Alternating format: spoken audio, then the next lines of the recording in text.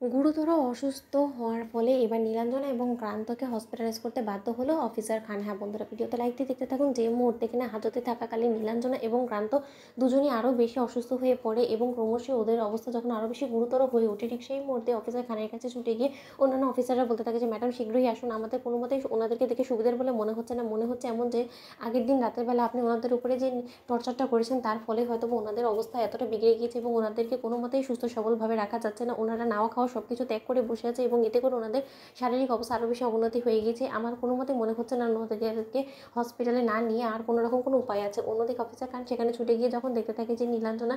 অচেতন অবস্থায় পড়ে আছে সেলের মধ্যে এবং ক্রান্ত ও এক পর্যায়ে অসুস্থতার দিকেই এগোচ্ছে, ঠিক সেই মুহূর্তে অফিসার খান বলতে থাকে যে ঠিক আছে, এরা মরে ঠরে গেলে তখন আবার আমার উপরেই সকল দায় চাপবে, তার থেকে বরঞ্চ এক কাজ করুন, যত শীঘ্রই সম্ভব ওনাদেরকে হসপিটালাইজ করার ব্যবস্থা করুন। অন্যদিকে যখন থানার বাইরে ক্রান্তের দলের সদস্যরা পাহারা দিতে থাকে এবং বলতে থাকে যে আমাদের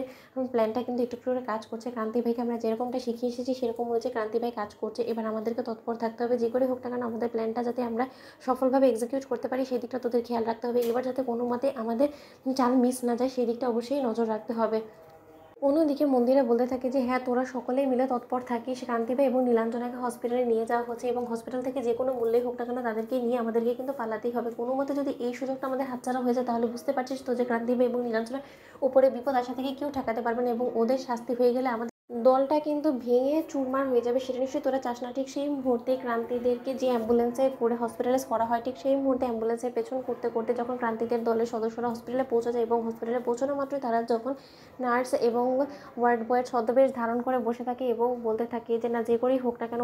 ক্রান্তি ভাই এবং নীলাঞ্জনাকে এখান থেকে তুলে নিয়ে যেতে হবে। অন্যদিকে যখন হসপিটালাইজ করা মাত্রই ডক্টর নীলাঞ্জনা এবং ক্রান্তকে অবজার্ভ করার পর বলতে থাকে যে ম্যাডাম, এটা ওনারা তো গুরুতর অসুস্থ হয়ে পড়েছে এবং ওনাদেরকে ঠিক করতে আনুমানিক 1 সপ্তাহের মতন সময় লেগে যেতে পারে। অন্যদিকে অফিসার খান বলতে থাকে যে দেখুন, এতটা সময় আমাদের হাতে নেই, 2-4 দিনের মধ্যে যা কিছু করা যায় সেই সব কিছু করে ওনাদেরকে ডিসচার্জ করে হসপিটাল থেকে আমাদেরকে সেলে নিয়ে যেতে হবে, কারণ তার পরবর্তীতে ওনাদের আবার হিয়ারিংয়ের ডেট আছে, তখন ওনাদেরকে যদি আমরা কোর্টে প্রেজেন্ট না করতে পারি তাহলে হয়তো বা তার চাপ আমাদেরকেই সামলাতে হতে পারে। অন্যদিকে ডক্টর বলতে থাকে যে দেখুন ম্যাডাম, আপনি বললেই তো সব কিছু হয়ে গেলো না, কারণ আমাদেরও কিছু রুলস আছে এবং ওনাদেরকে এতটা অসুস্থ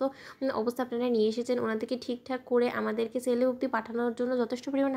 আমাদেরকে সঙ্গে কোঅপারেট করতে হবে এবং আমাদেরকে সময় দিতে হবে। অন্যদিকে কথা বলা মাত্র অফিসার খান বলতে থাকে যে সর্বপ্রথম আপনি আপনার ট্রিটমেন্ট শুরু তো করেন, তার পরবর্তীটা বুঝে নেওয়া যাবে, সময় এগোক, তার পরবর্তীতে ওনাদের কী কন্ডিশন সেটার উপরে বেস করে আমরা না হয় কোর্টের হিয়ারিংয়ের ডেটটা আগে পিছু করে নিতে পারবো, সেটা নিয়ে এত প্রবলেম হবে না। কিন্তু আপনি আগে ওনাদের ট্রিটমেন্ট করা শুরু করুন এবং যত শীঘ্রই সম্ভব ওনাদেরকে রিকভার করার ব্যবস্থা করতে থাকুন। অন্যদিকে ডক্টর যখন ওনাদের ট্রিটমেন্ট শুরু করে দেয়, ঠিক সেই মুহূর্তে ক্রান্ত এবং নীলাঞ্জনা